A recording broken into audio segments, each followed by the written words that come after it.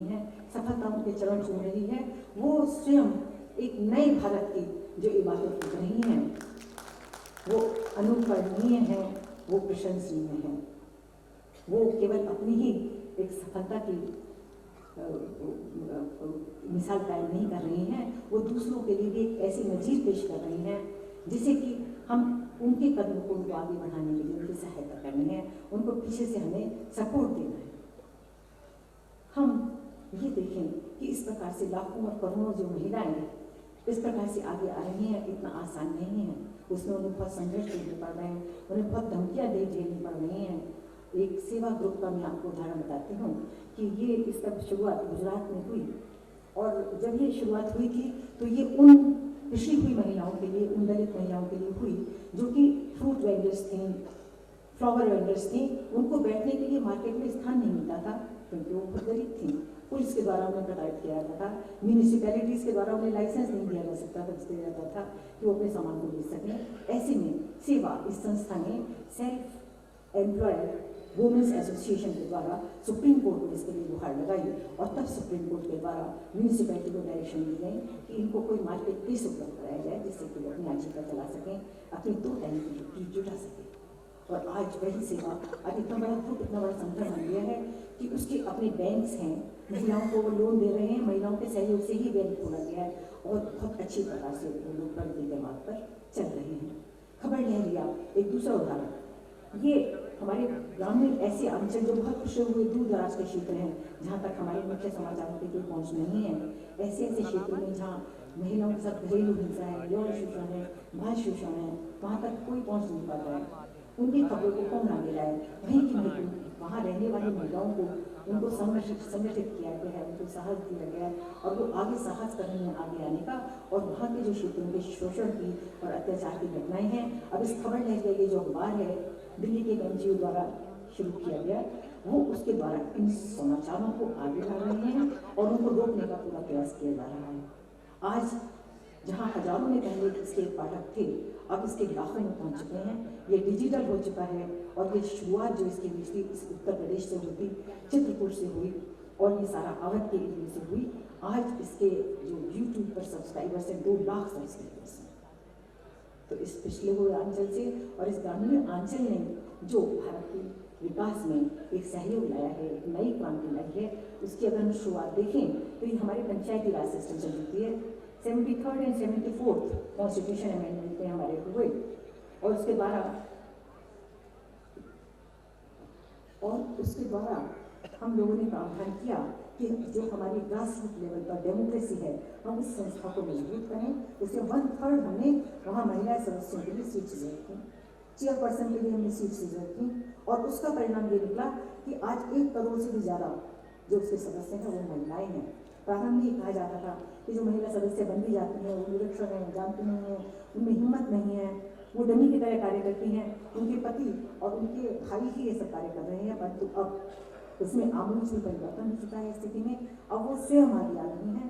ऐसे गुजरात के 4 गाँवों की कहानी है, जो इलेक्टेड वुमेन रिप्रेजेंटेटिव थी, वो बिना पढ़ी लिखी थी, परंतु उन्होंने अपने संकल्प के आधार पर 2 वर्ष में ही स्वयं को शिक्षित किया। कमिटमेंट उन्होंने दिखाया कि नहीं, हम अपने बच्चों को आगे पढ़ाएंगे, आगे लाएंगे, और वो निरंतर प्रगति कर रही हैं, आगे चल रही हैं। और ये जो एप्रिसिएशन है कि अच्छा कार्य वो पंचायत में वो महिलाएं कर रही हैं, ये हमारा अपना ही आकलन नहीं है। आकलन वो है, कसौटी वो है जो दूसरों की दृष्टि में हो।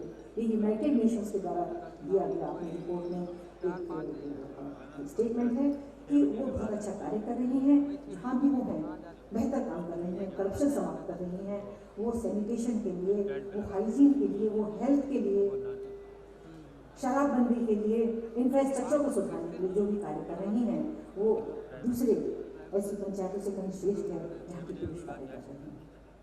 इन चीज़ों को हम नकारा न करें, उसमें हम अपना सहयोग दें। एक वुमेन पर हम लोग प्रोजेक्ट कर रहे थे, मेरी सिस्टर प्रोजेक्ट कर रही थी, उसमें हमें एक मौका मिला कि हम एक गाँव में जाएँ, और वहाँ की प्रधान महिला थी, उनसे हम बात करें। उनकी ही एक कर्मचारी से मेरी वार्ता हुई, उसने बताया कि मेरे घर में 3 पुत्र हैं, उनकी 3 वधुएं हैं, परंतु उन तीनों के संबंध इतने कड़वे हैं कि वो उनको देखना भी पसंद नहीं करती हैं। मैंने कहा जो मेरी बहू है वो तो आपका ध्यान रखती होगी। कहती है वो उसकी तो यही स्थिति कि अगर वो सुबह को चाय भी बना लिया, मैं उधर चली जाऊँ, वो चाय को भी नहीं पूछेगी। तो मैंने कहा आप उसके साथ कैसा व्यवहार करती हैं? तो कहती है कि मैं भी यही करती हूँ, फिर जब वो मेरे को नहीं पूछते तो मैं उसको क्यों पूछूँ? मैंने कहा नहीं, क्योंकि बातों में ये भी आया था कि वो गर्व होती है। मैंने कहा देखो, मैंने उसे याद दिलाया, मैंने कहा महाभारत का प्रसंग देखिए, पांडवों कौरवों का प्रसंग देखिए, अर्जुन उनके बेटे अभिमन्यु गर्भ में थे, उसी समय सुभद्रा को कहानी सुना अर्जुन बता रहे थे कि चक्रव्यूह से बाहर कैसे निकला जाता है या कैसे उसे प्रवेश करते हैं। तो प्रवेश करने का तो उन्होंने सुना गर्भ में अभिमन्यु ने, उसके बाद उनको सुभद्रा को नींद आई, तो वो बाहर निकलने का नहीं सीख पाए। मैंने कहा देखो, बच्चे जो गर्भ में होते हैं वो सब देख रहा है, उसकी माँ गलत कर रही है तो वो कहेगा ये तो छोटी थी, ये तो लड़कपन करेगी, परंतु उसकी दादी भी बदले ने माँ के साथ वही व्यवहार करी, ऐसे ठीक नहीं है। हमें देखना चाहिए, हमें उनके लिए करना चाहिए, वो जो भी करते हैं वो उनके साथ है, जो हम करेंगे वो हमारे लिए गलतपन की बात है।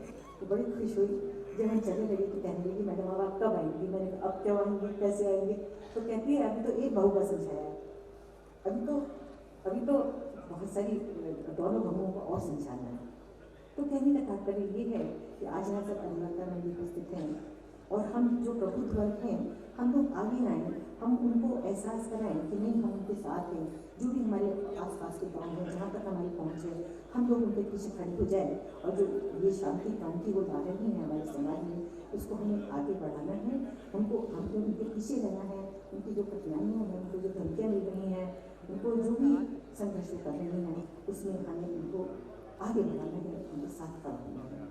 अब मेरे को ये दी जा रही है कि मैं शायद समाप्त करूँ, तो बस मैं यही कहती हूँ कि हमारे संविधान में समता का प्रोविजन है, हमारे 44 से भी ज़्यादा ऐसे इलेक्ट्मेंट्स हैं जिनसे कि जो कि वुमेन के लिए ही हैं, केवल उनकी अधिकारों की रक्षा कर रही हैं। जुडिशरी ने जो भी किया है सारा जेंडर जस्टिस को article 21 right to live with dignity के ताने बाने में ऐसे खिलो दिया है, उसका फंडामेंटल राइट्स का पार्ट बना दिया है। इसको हमें आगे बढ़ाना है तो जेंडर स्टीरियोटाइप को समाप्त करना होगा। हमें ये देखना होगा कि महिलाएं, उनके साथ जो हिंसा जन्म से पूर्व ही प्रारंभ हो जाती है, हम उसके हिंसा के प्रति जीरो टॉलरेंस रखें। समाज को आगे बढ़ाने के लिए ये बहुत आवश्यक है, हम इस मार्ग पर चलें, यही मेरा सवाल संदेश है।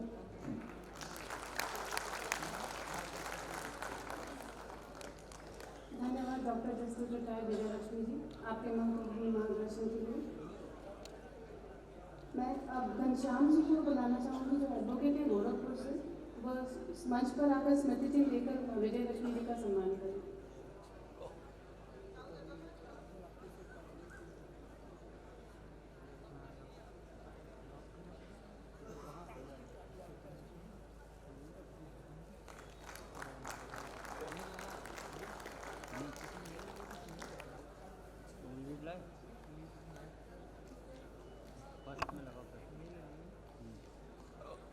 हर्ष का विषय है कि डॉक्टर उदयवीर सिंह जो मंच पर आसीन हैं, उनका स्वागत है। अब मैं वंदनीय शांता अंकल जी जो राष्ट्र सेविका समिति की प्रमुख संचालिका हैं, राष्ट्र सेविका समिति जो वर्ल्ड की largest women Hindu women organisation है, इनका कार्य क्षेत्र नागपुर है।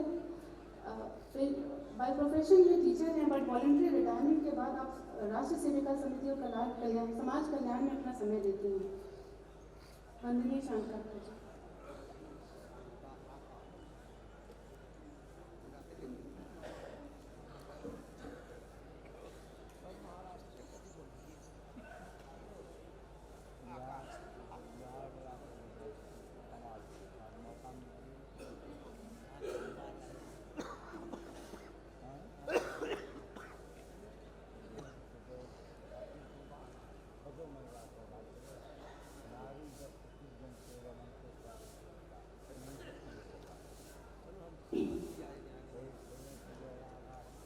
माननीय गीताताई, माननीय विजयलक्ष्मी जी, अन्य मंच पर उपस्थित और सामने भी उपस्थित गणमान्य भाइयों और बहनों, मैं आप सबको अभिनंदन देती हूँ क्योंकि अधिवक्ता परिषद में ऐसा आप लोग अलग से एक महिलाओं के बारे में सोचने का भी अलग सत्र ले रही है।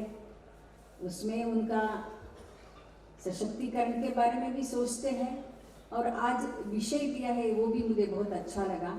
मैंने राष्ट्र का उन्नति में, सशक्त राष्ट्र का निर्माण में महिलाओं की भूमिका क्या है, ये बहुत अच्छा लगा। क्योंकि हम सब लोग हमेशा सोचते हैं इस पूरा राष्ट्र में 50% हम महिलाएं हैं, तो ऐसा महिलाओं का क्षमता बढ़ने से राष्ट्र का भी विकास हो,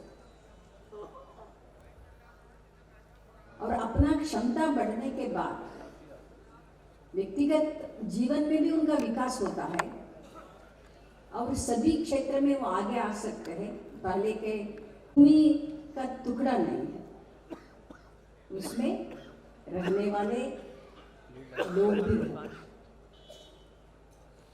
ऐसा व्यक्तियों का युक्त भूमि को ही हम राष्ट्र कहते हैं। उसमें ऐसा एक इतिहास है, एक परंपरा है, ये सब लोग रहता है। इसके कारण राष्ट्र का सशक्तिकरण, राष्ट्र सशक्त होना माने किसका भूमिका होता है, किसका जिम्मेदारी होता है, किसका कर्तव्य होता है, वह रहने वाले नागरिकों का। ऐसे एक महिला के नाते हम भी इस राष्ट्र के एक नागरिक हैं। इसलिए एक जागरूक नागरिक के नाते हम सबको सोचना राष्ट्र के विकास दृष्टि से बहुत आवश्यक है। यह हमारा कर्तव्य है। एक राष्ट्र का विकास कैसे होता है हम सब जानते हैं। 3 शक्तियों के ऊपर वो निर्भर रहता है। एक वहाँ रहने वाले नागरिकों का बुद्धि शक्ति, धन शक्ति और बहुशक्ति। इस राष्ट्र का विकास इसमें निर्भर होता है। तो अपने देश में बहुत विशेषता है, हम ये तीनों शक्तियों का जिम्मेदारी महिलाओं को ही दिया है। अपने ऋषि मुनियों ने, अपने पूर्वजों ने बहुत अच्छी तरह से सोचकर ये तीनों जिम्मेदारी, तीनों कर्तव्य किसको दिया है? 3 महिलाओं को ही दिया। हम सब जानते हैं बुद्धि शक्ति की आराध्य देवता माँ सरस्वती है, और धन शक्ति का आराध्य देवता माँ लक्ष्मी जी है, और बहुशक्ति का आराध्य देवता माँ दुर्गा माता है।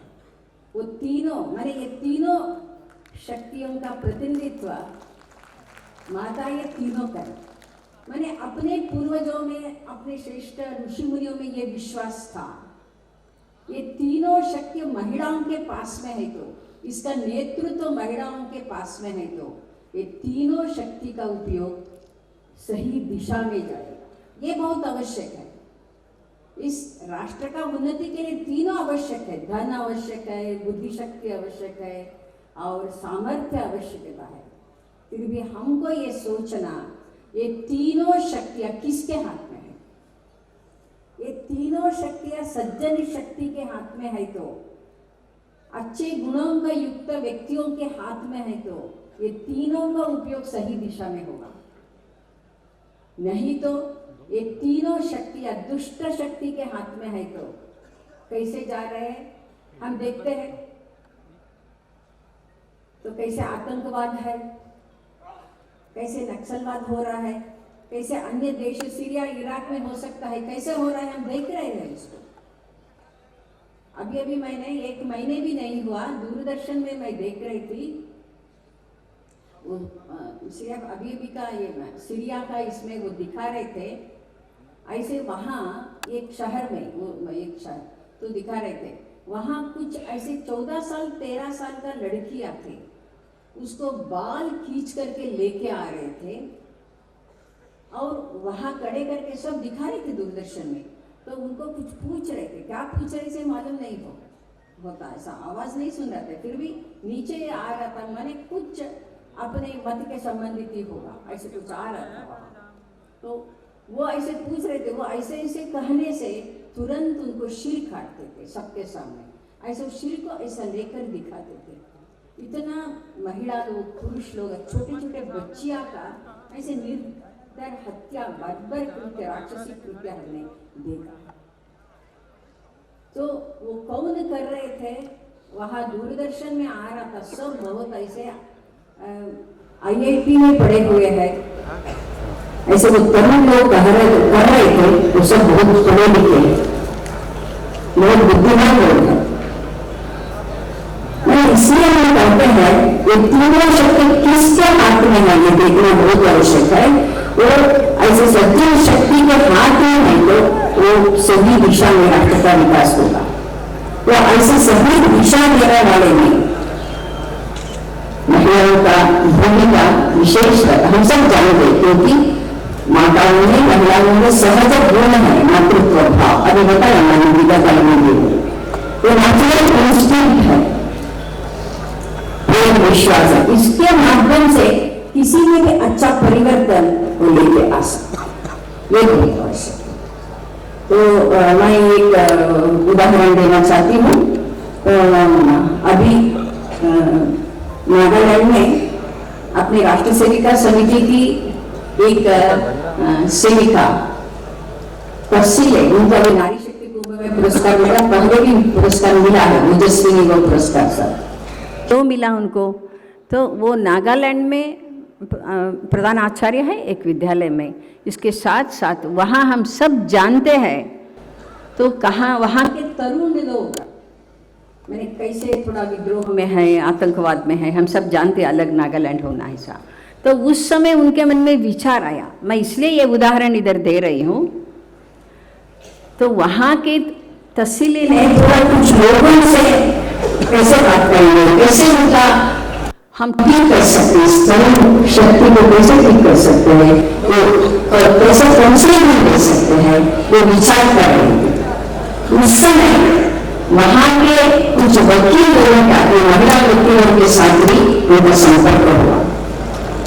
तो ऐसे कुछ महिला वकील बहुत अच्छी तरह से सोचा, उसका बाकी लोगों के साथ भी उनका संपर्क हुआ, सब लोग ऐसे एक टीम बना दिया वहाँ।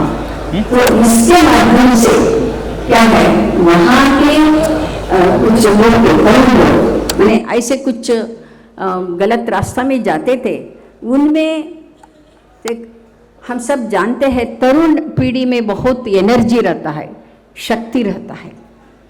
तो इन्होंने वो ऑब्जर्व किया, तो बाद में उनको किस में रुचि है वो देखा बार में, इसके अनुसार उनको ट्रेनिंग देने के लिए प्रयत्न किया। कुछ लोग खेल में बहुत अच्छे थे, तो अच्छी खिलाड़ी हो सकता है वो।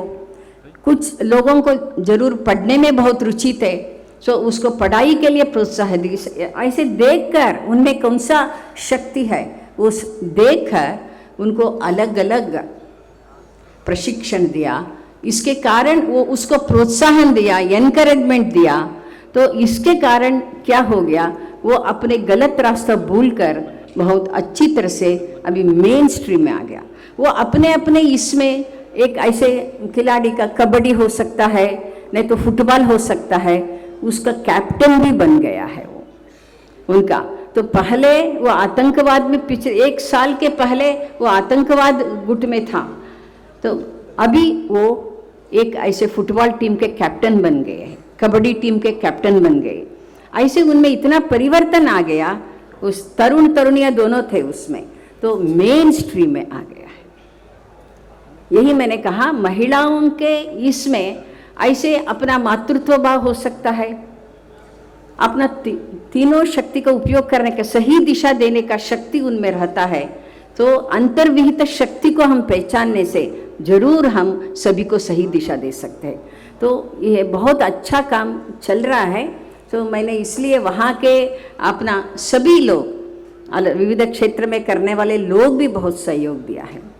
इसलिए हम सब जानते हैं, हम अलग अलग क्षेत्र में हम काम कर रहे, फिर भी हम सबका ध्येय एक ही है, इस भारत को परम वैभव स्थिति को लेके जाने का, यही ध्येय है हम सबका। तो इस दृष्टि से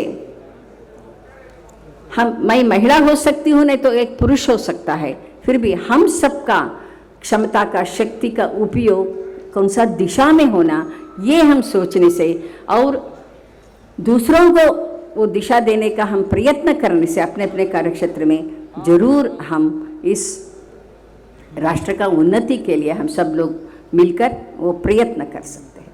इसलिए अपना दक्षिण में हम एक ललिता सहस्रनाम हम बोलते हैं।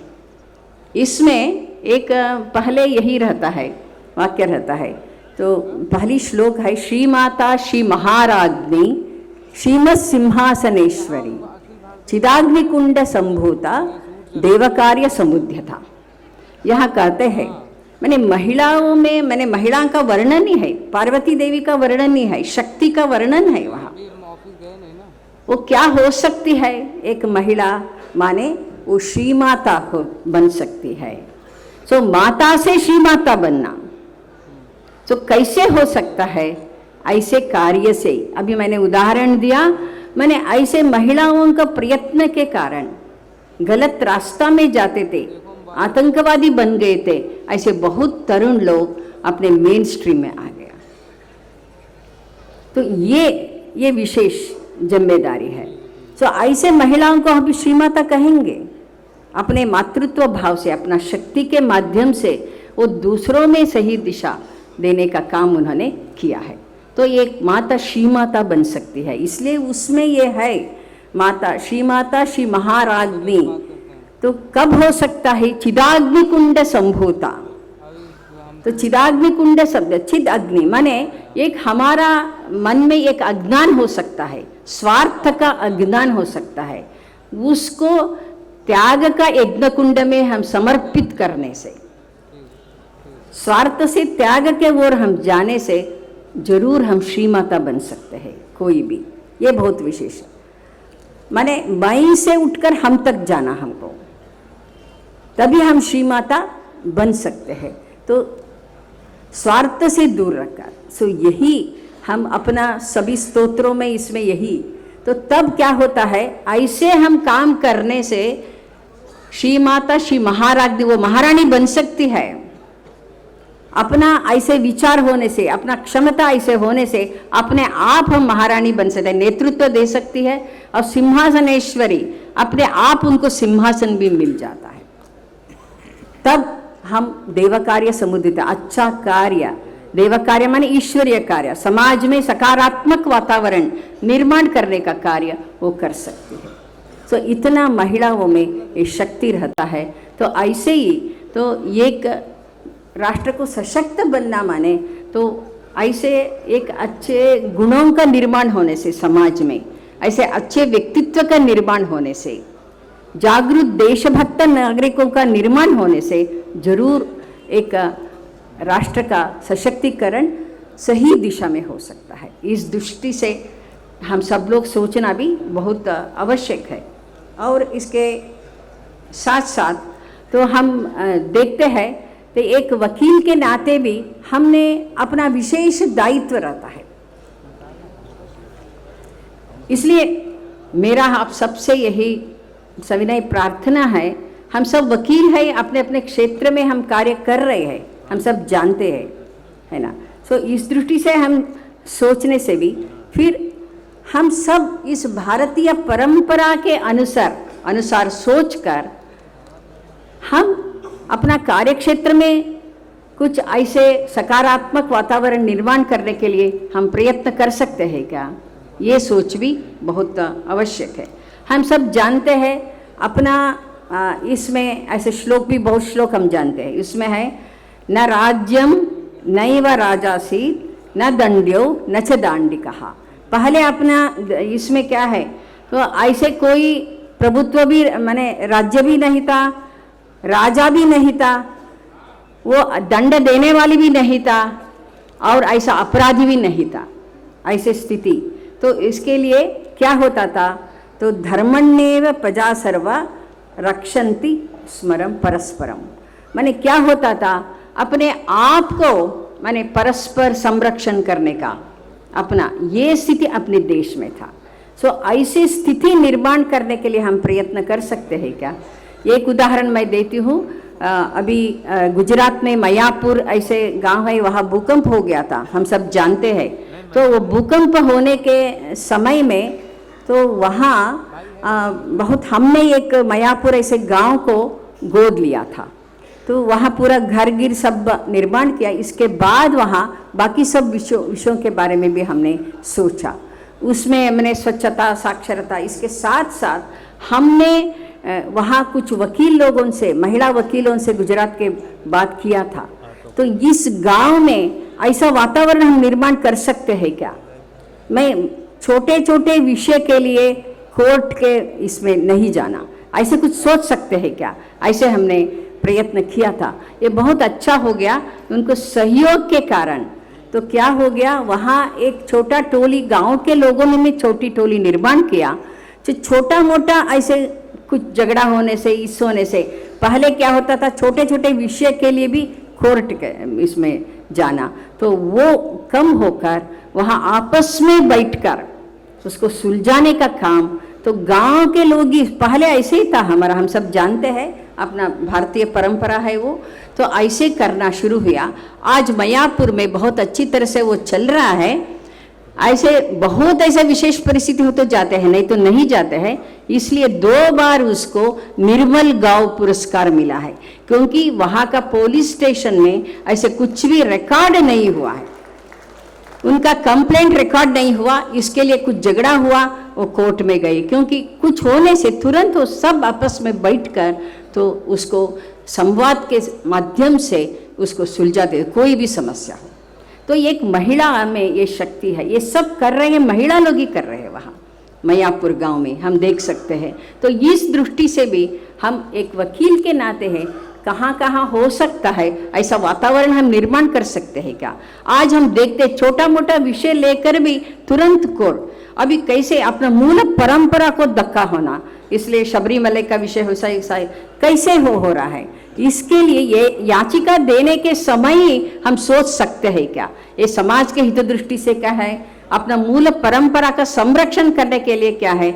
ऐसे विचार हमने डालने से, महिला लोग ही एक किया है, हम देखते हैं।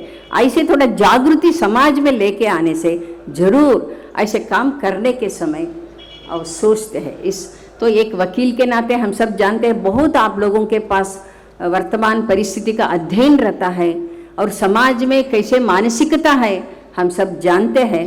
तो इस दृष्टि से आप सब लोग ऐसे सोचने से जरूर समाज में सकारात्मक वातावरण अपना आप निर्माण होना। तो इस दृष्टि से हम क्या कर सकते हैं, ऐसे जागृति हम लेके आ सकते हैं क्या, ये मेरा विनम्र प्रार्थना है।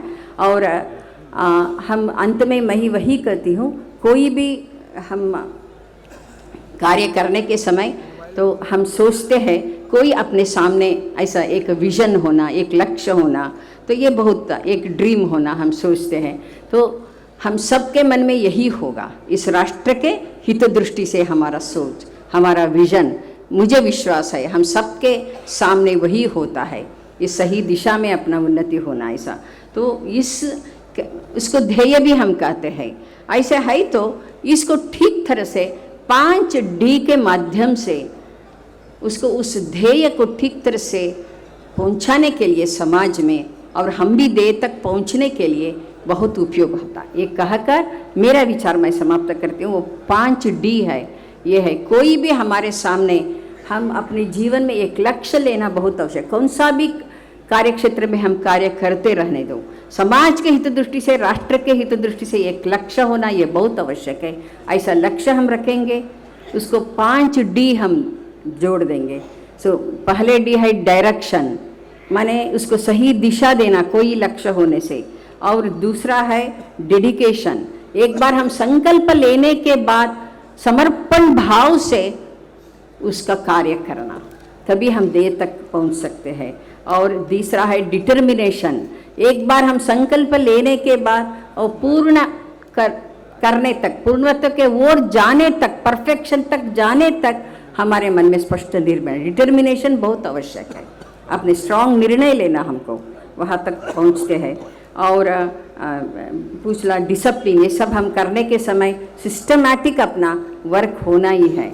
और टाइम बाउंड भी होना, कोई भी हम हमारे सामने विजन रखने से उसके लिए टाइम बाउंड भी होना, डेडलाइन हम कहते हैं। ये ऐसे 5D को हम याद रखने से जरूर कौन सा भी कार्य क्षेत्र में हम अच्छी तरह से कार्य कर सकते हैं, हमको यशस्विता मिलता है। तो इस दृष्टि से हम सब लोग सोचकर इस राष्ट्र को सशक्त करने के लिए हम सब मिलकर प्रयत्न करेंगे। मुझे ये अवसर देने के कारण आप सबको मैं धन्यवाद देती हूँ। नमस्कार।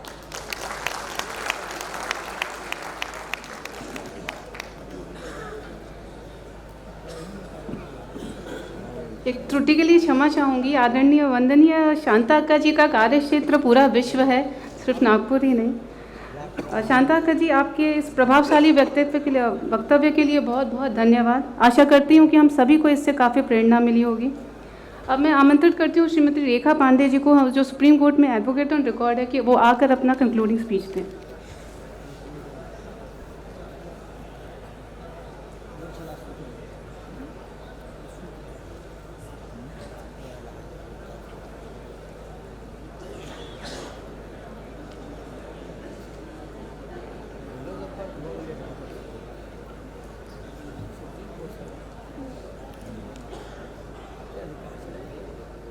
मंच पर विराजे सभी अतिथिगण व पंडाल में बैठे मेरे सभी भाई बहनों को मेरा हार्दिक अभिनंदन।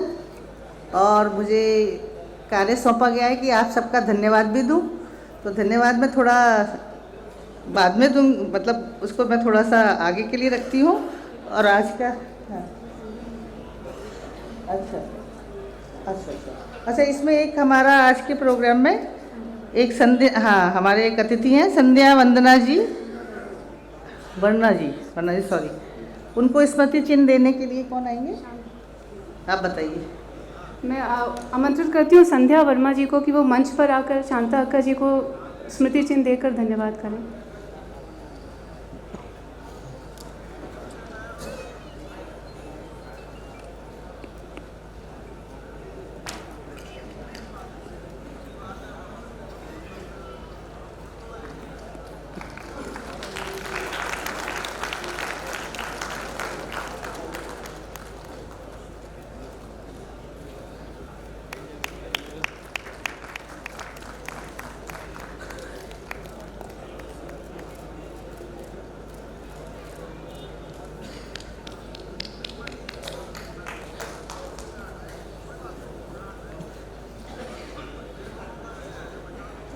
आज के हमारे अधिवेशन का ये जो सत्र है, इसमें महिलाओं के सशक्त, मतलब देश को मजबूत बनाने के लिए महिलाओं का योगदान, और महिलाएं अगर हमारी सशक्त होंगी तो देश सशक्त होगा। क्योंकि हमारी सभी ने स्पीकर्स ने बोला कि हमारी आबादी का लगभग 48% हम महिलाएं हैं।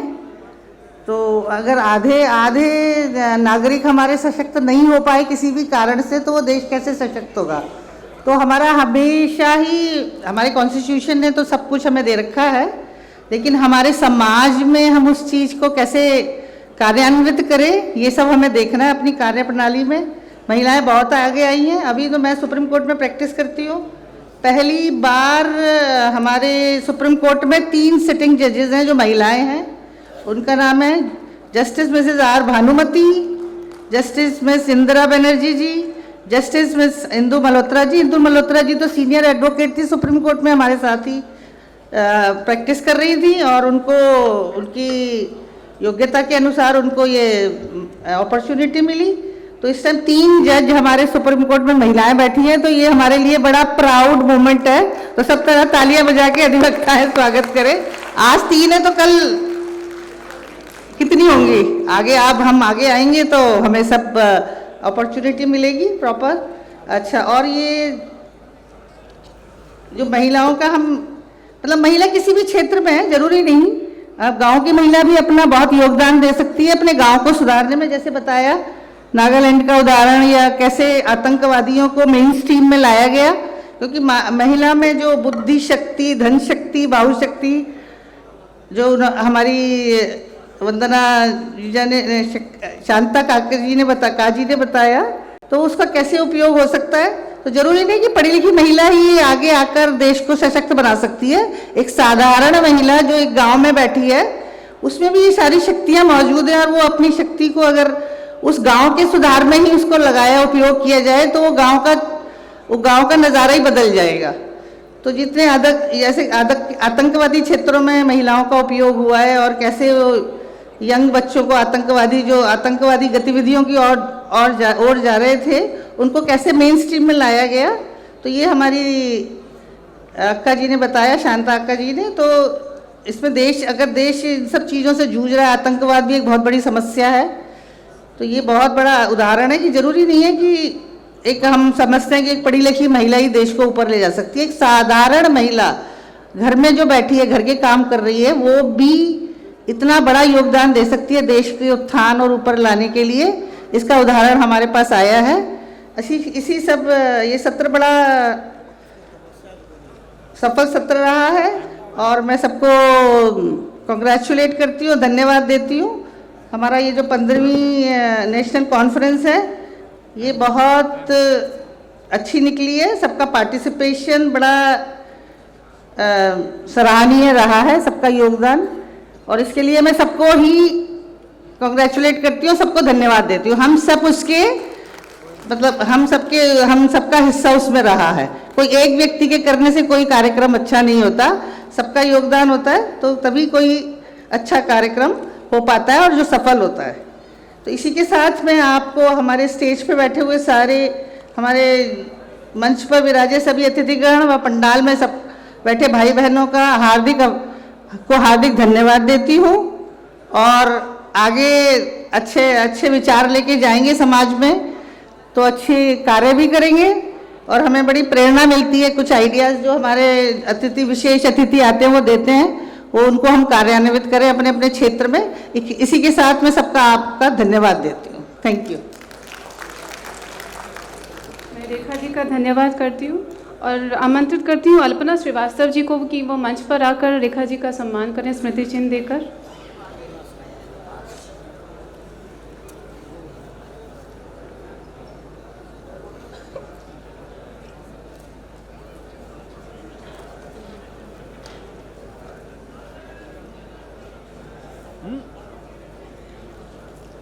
रजत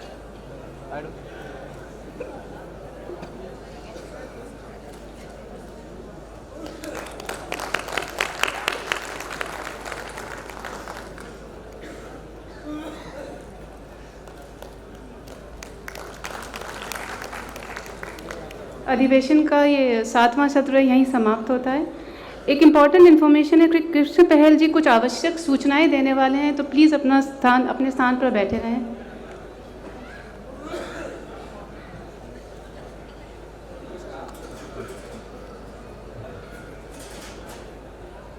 नमस्कार। आज हम समाप्ति की ओर हैं अपने इस राष्ट्रीय अधिवेशन के, तो कुछ सूचनाएं देने का उत्तरदायित्व मुझे सौंपा गया है।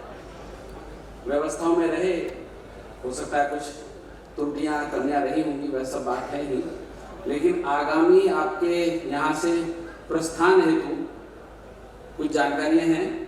यहाँ जहाँ भोजनालय है हमारा, इसके एकदम पीछे दाईं ओर से, जिधर से आप भोजनालय में प्रवेश करते हैं, उस तरफ जो अंतिम जो द्वार है वो गेट नंबर 3 है।